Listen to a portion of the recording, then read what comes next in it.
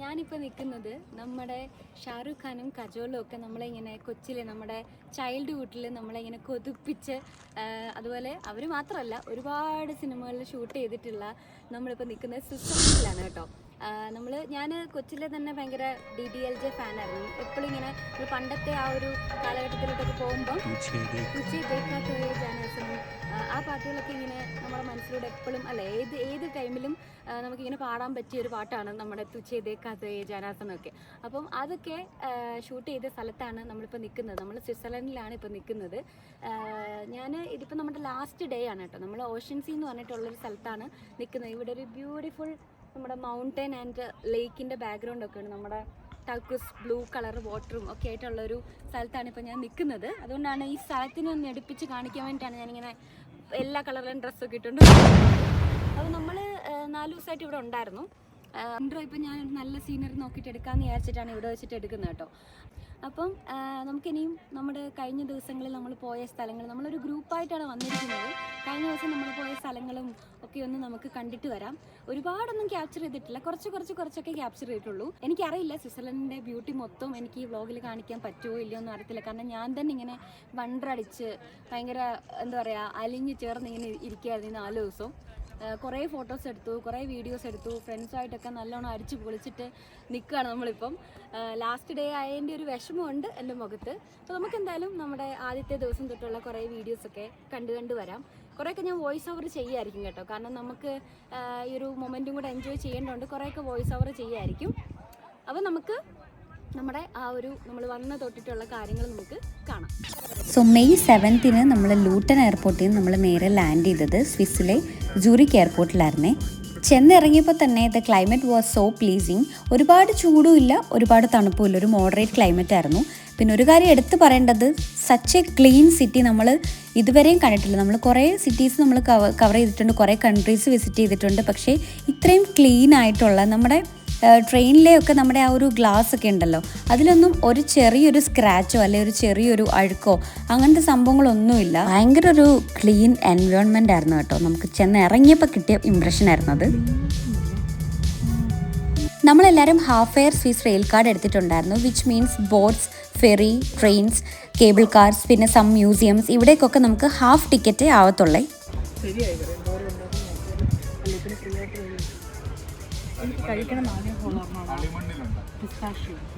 എയർപോർട്ടിൽ നിന്ന് നേരെ പോയിട്ടുണ്ടായിരുന്നത് ഹോം ഓഫ് ചോക്ലേറ്റ് എന്നറിയപ്പെടുന്ന അല്ലെങ്കിൽ ലോകത്തിലെ തന്നെ largest chocolate ഫൗണ്ടനുള്ള Lin chocolate ഫാക്ടറിയിലേക്കായിരുന്നേ.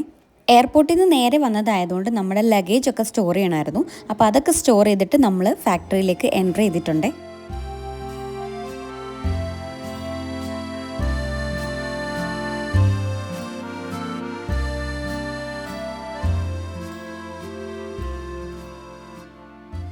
World famous ആയിട്ടുള്ള സ്വിസ് ചോക്ലേറ്റ് ബ്രാൻഡ് ആണല്ലോ ലിൻറ്റ്. അപ്പം അതിൻ്റെ ഹിസ്റ്ററി, അതായത് how it's made, how Switzerland become A chocolate power house, അങ്ങനെയുള്ള കുറേ കാര്യങ്ങൾ അവിടെ ഒരു എക്സിബിഷൻ പോലെ ഇങ്ങനെ അറേഞ്ച് ചെയ്ത് വെച്ചിട്ടുണ്ടായിരുന്നേ.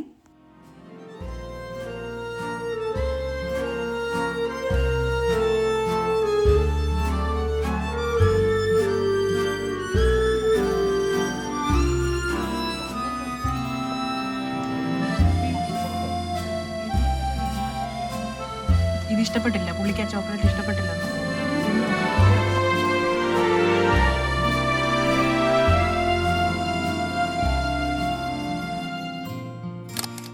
പിന്നെ കുറേ ഇൻറ്ററാക്റ്റീവ് എക്സ്പീരിയൻസും ഉണ്ടായിരുന്നു. അതായത് ലൈവ് ചോക്ലേറ്റ് പ്രൊഡക്ഷൻ കാണാനായിട്ട് പറ്റും. അതുപോലെ you can create your own chocolate bar, അങ്ങനെ കുറേ എക്സ്പീരിയൻസസും ഉണ്ടായിരുന്നു കേട്ടോ.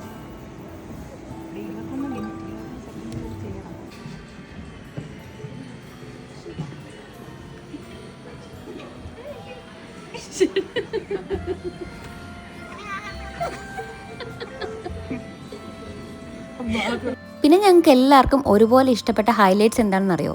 ഇവിടെ നമുക്ക് ഫ്രീ ആയിട്ട് എത്ര വേണേലും ചോക്ലേറ്റ്സ് ട്രൈ ചെയ്യാനായിട്ട് പറ്റും. ഇവിടെ എത്തിയപ്പം സഡൻ ബ്രേക്ക് ഇട്ട പോലെ ഞങ്ങൾ എല്ലാവരും ഒന്ന് സ്ലോ ചെയ്തു. അത്യാവശ്യം നല്ലോണം ചോക്ലേറ്റ്സ് ഒക്കെ ആസ്വദിച്ച് പെയ്യാണ് നമ്മൾ ഈ ഒരു സെഷൻ കവർ ചെയ്തിട്ടുണ്ടായിരുന്നത്. സീ സോൾട്ട്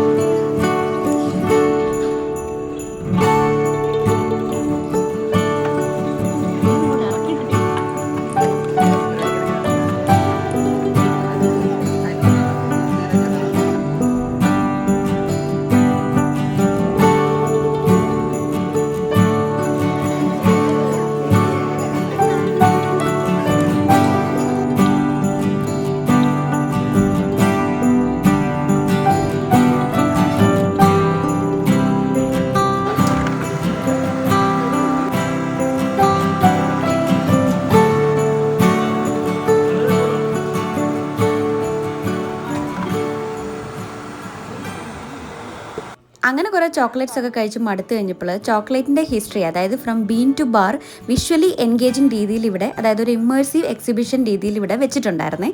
അപ്പം ആ സെഷനിലേക്കാണ് അടുത്ത് നമ്മൾ പോകുന്നത്.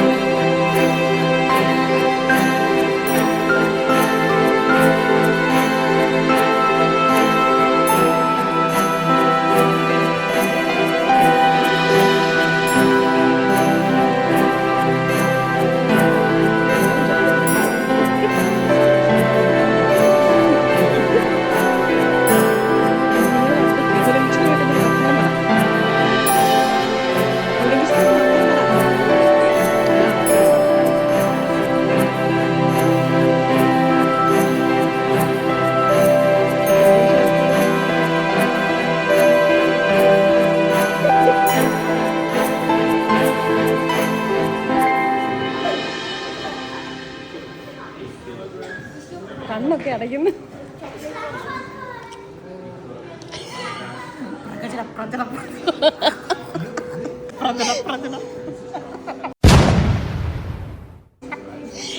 ഫ്രണ്ട്സിൻ്റെ വക കുറേ ഫൺ എലമെൻറ്റ്സ് കൂടെ ആയിട്ട് അടിപൊളിയായിരുന്നു ആ ഒരു സെഷനും കേട്ടോ. പിന്നെ നമ്മളിനിയും അടുത്തത് ഇനിയും പോകാനായിട്ട് പോകുന്നത് ഈ ചോക്ലേറ്റ്സ് നമുക്ക് ഫ്രീ ആയിട്ട് കിട്ടും ആ ഒരു ഏരിയയിലേക്കാണേ. ഇത് ഫോട്ടോ ബൂത്തിലെ പാസ്പോർട്ട് സൈസ് ഫോട്ടോ പോലെ ആയിരിക്കും. ഫോട്ടോ ഇല്ല, കണ്ടോ? 15 സ്വിസ് ഫ്രാങ്ക് പെർ പേഴ്സൺ ആണ് ഈ ഒരു ചോക്ലേറ്റ് ഫാക്ടറിയിൽ എൻട്രി ചെയ്യാൻ വേണ്ടിയിട്ട് ആവുന്നത് കേട്ടോ. അതെന്തായാലും നമ്മൾ ചോക്ലേറ്റ്സ് ട്രൈ ചെയ്തും ചോക്ലേറ്റ് മിഠായി പെറുക്കിയും ഒക്കെ നമ്മൾ നന്നായിട്ട് ലാഭിച്ചിട്ടുണ്ടായിരുന്നു. ഇത്രയും നേരം നമ്മൾ ചോക്ലേറ്റ്സ് ട്രൈ ചെയ്തതും എല്ലാം ഫ്രീ ആയിട്ടായിരുന്നു. ഇനിയിപ്പോൾ ഇവരുടെ ഒരു ചോക്ലേറ്റ് ഷോപ്പുണ്ട്, അതായത് നമ്മൾ പൈസ കൊടുത്തിട്ട് നമുക്ക് ചോക്ലേറ്റ് വാങ്ങിക്കുന്ന ഒരു പരിപാടി. അപ്പം അവിടേക്കാണ് ഇനി അടുത്ത് നമ്മൾ പോകുന്നത് കേട്ടോ.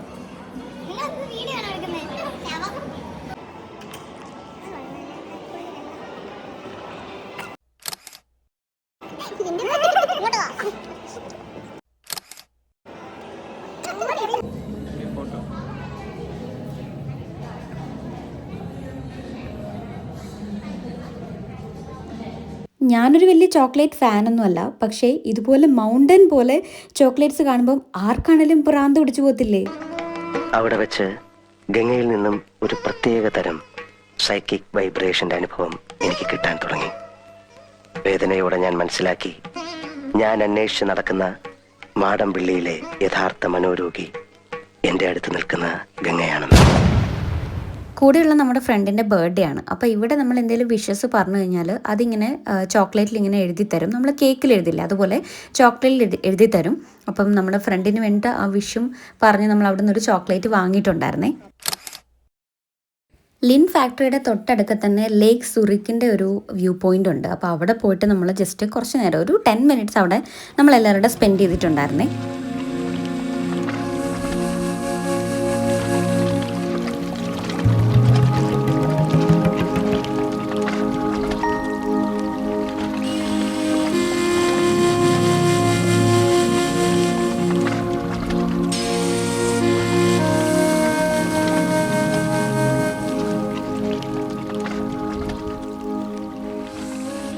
ഇങ്ങനെ നടന്നാൽ പോരല്ലോ, എന്തെങ്കിലും ഫുഡ് കഴിക്കണമല്ലോ. ഇവിടെ ഭയങ്കര എക്സ്പെൻസീവാണ്. നമ്മൾ മെഗ്ഡിയിലോട്ടാണ് ആദ്യം പോയത് കേട്ടോ. അവിടെ എന്തെങ്കിലും കുറച്ച് പൈസ കുറഞ്ഞ് എന്തെങ്കിലും കിട്ടുമെന്ന് അറിയാൻ വേണ്ടി പോയതാണ്. പക്ഷേ അവിടെയും നല്ല കത്തി റേറ്റ് ആയിരുന്നേ. അല്ല ഡിജെക്ക് വെജ് ഉണ്ടോന്ന് അറിയത്തില്ലടാ. ഇത് മാത്രം ഉണ്ട്. എനിക്കത് വേണം. നിനക്ക് വേണോടി അത്?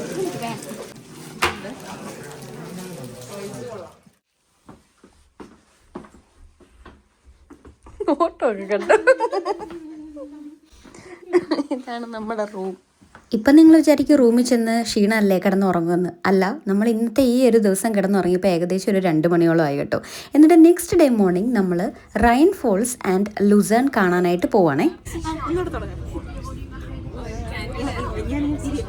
മതി.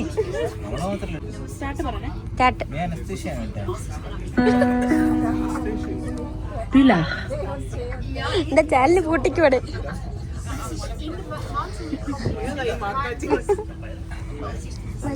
Rhine Falls is the largest waterfall in Europe by volume. 14 to 17,000 years ago, അതായത് ഐസ് ഏജിൻ്റെ സമയത്ത് ഗ്ലേസിയേഴ്സിൽ നിന്നാണ് ഈ വാട്ടർഫോൾ ഫോം ചെയ്തിട്ടുണ്ടായിരുന്നത്. 23 മീറ്റേഴ്സ് ഹൈറ്റും 150 മീറ്റേഴ്സ് വിഡ്ത്തുമാണ് ആകെ മൊത്തം ടോട്ടൽ ഈ റൈൻ ഫോൾസിനുള്ളത്. റൈൻ ഫോൾസിന് അടുത്തേക്ക് പോകുന്ന ബോട്ട് ടൂർസ് എല്ലാം operates between April to October ആണ്.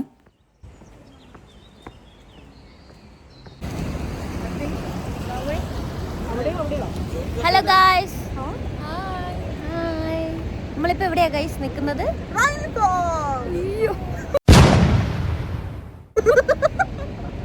എൽസവരി, ഇതിന്റെ മഞ്ഞ ബോട്ടിന്റെ നീല ബോട്ടിന്റെ ഒക്കെ കാര്യങ്ങളൊന്ന് പറഞ്ഞേ. മഞ്ഞ ബോട്ടിൽ പോയി കഴിഞ്ഞാൽ നമുക്ക് നടുക്കുള്ള മലയിൽ കയറാൻ പറ്റും. ബ്ലൂ ബോട്ടിൽ കയറി കഴിഞ്ഞാൽ നമുക്ക് റെയിൻഫോളിന് അടുത്ത് വരെ കയറാൻ പറ്റും, ചെല്ലാൻ പറ്റും. റെഡ് ബോട്ടാണെങ്കിൽ നമുക്ക് നോർത്ത് ആൻഡ് സൗത്തിലേക്ക് പോകാൻ പറ്റും. അത് റിലാക്സ് ചെയ്ത് നമ്മളിങ്ങനെ പോകും. പിങ്ക് ബോട്ടാണെങ്കിൽ വിത്ത് ഓഡിയോ ഗൈഡ്. അപ്പോൾ അതാണ് നമ്മുടെ റൈൻ ഫോൾസിൽ ഓരോന്നിനും ഓരോതായിട്ടുള്ള റേറ്റും വരുന്നുണ്ട്. അപ്പം നമ്മൾ അങ്ങോട്ട് പോവാണ്. നമ്മൾ ഏത് ബോട്ട് എടുക്കുന്നത്? മഞ്ഞ എടുത്ത് മുകളിൽ പോവായിരിക്കും നമ്മൾ. അപ്പം നമ്മൾ അങ്ങോട്ട് പോകും. ഇതാണ് റൈൻ ഫോൾസ്. ഈ മഞ്ഞ ബോട്ട് പരിപാടി നടന്നില്ല കേട്ടോ. കാരണം ഈ മഞ്ഞ ബോട്ടിൽ പോകണമെന്നുണ്ടെങ്കിൽ 20 CHF പെർ പേഴ്സൺ കൊടുക്കണം. അത് കുറച്ച് എക്സ്പെൻസീവ് ആണെന്ന് തോന്നിയതുകൊണ്ട് നമ്മൾ 8 CHF കൊടുത്തിട്ട് നമ്മൾ നീല ബോട്ടിലാണ് ഇത്തവണ ടൂർ പോയത്. ഇതും അത്യാവശ്യം കുഴപ്പമില്ലാത്ത ടൂർ തന്നെയാണ്. കാരണം അടുത്ത് വരെ കൊണ്ടുപോകും. നമ്മുടെ റൈൻ ഫോൾസിൻ്റെ അടുത്ത് വരെ നമ്മളെ കൊണ്ടുപോകും. നമ്മളുടെ ആ കിടിലൻ ബ്ലൂ ബോട്ട് ടൂർ ഒന്ന് കണ്ടു നോക്കിയാലോ.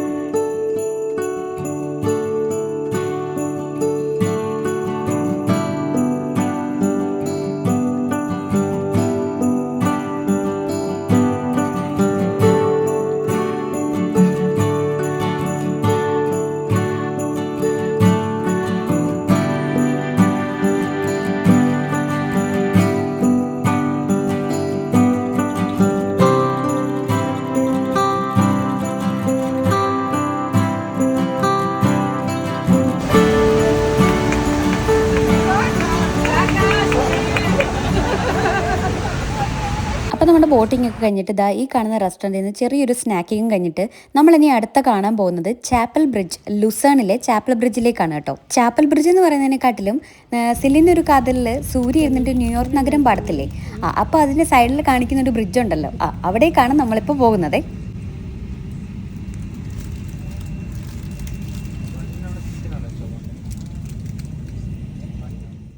യൂറോപ്പിലെ ഓൾഡസ്റ്റ് വുഡൻ കവേർഡ് ബ്രിഡ്ജാണ് കേട്ടോ ഈ കാണുന്ന ചാപ്പൽ ബ്രിഡ്ജ്. റിയൂസ് റിവറിനെ ക്രോസ് ചെയ്തുകൊണ്ടാണ് ഈ ചാപ്പൽ ബ്രിഡ്ജ് നിൽക്കുന്നത്. ഏകദേശം 200 മീറ്ററാണ് ഈ ബ്രിഡ്ജിൻ്റെ ആകെ മൊത്തം ടോട്ടൽ ലെങ്ത്. 17th സെഞ്ച്വറിയിലെ ഒരുപാട് ഹിസ്റ്ററിക്കലായിട്ടുള്ള പെയിൻറ്റിങ്സ് ഒക്കെ ഈ ചാപ്പൽ ബ്രിഡ്ജിൽ നമുക്ക് കാണാനായിട്ട് പറ്റും. Anyway, it's one of the most photographed landmarks in Switzerland and a symbol of Lucerne. ഇവിടെ എത്തിക്കഴിഞ്ഞപ്പോൾ നമ്മുടെ ഗേൾസിൻ്റെ മനസ്സിൽ കൂടെ എല്ലാം ന്യൂയോർക്ക് നഗരം പാട്ടായിരുന്നു. അപ്പോൾ എല്ലാവരും ഓരോരുത്തരായിട്ട് ക്യൂ നിന്ന് ന്യൂയോർക്ക് നഗരത്തിനുള്ള റീൽസൊക്കെ തട്ടിക്കൂട്ടായിരുന്നു കേട്ടോ.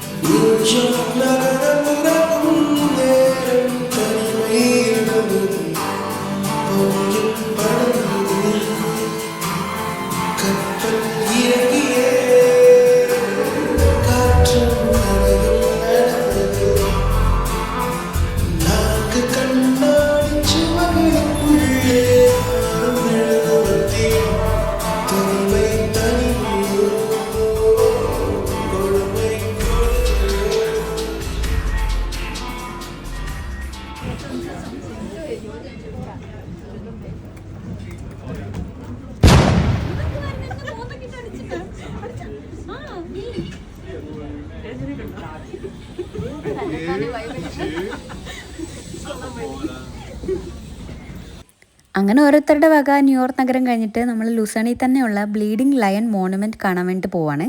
ഫ്രഞ്ച് റവല്യൂഷനിടെ മരിച്ച ഏകദേശം 760ഓളം സ്വിസ് ഗാർഡുകൾക്ക് വേണ്ടിയിട്ടുള്ളൊരു സ്മാരകമാണ്, അല്ലെങ്കിൽ ഒരു ശില്പമാണ് ഈ ബ്ലീഡിംഗ് ലയൺ.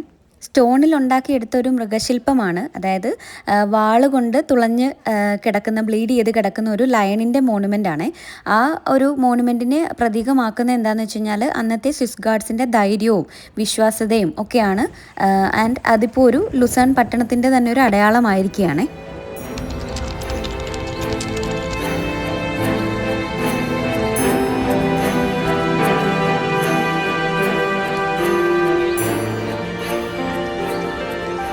അങ്ങനെ അതും കണ്ടിട്ട് ഇനി നമ്മൾ ഇൻ്റർലഖാനിലേക്ക് പോവുകയാണ് കേട്ടോ.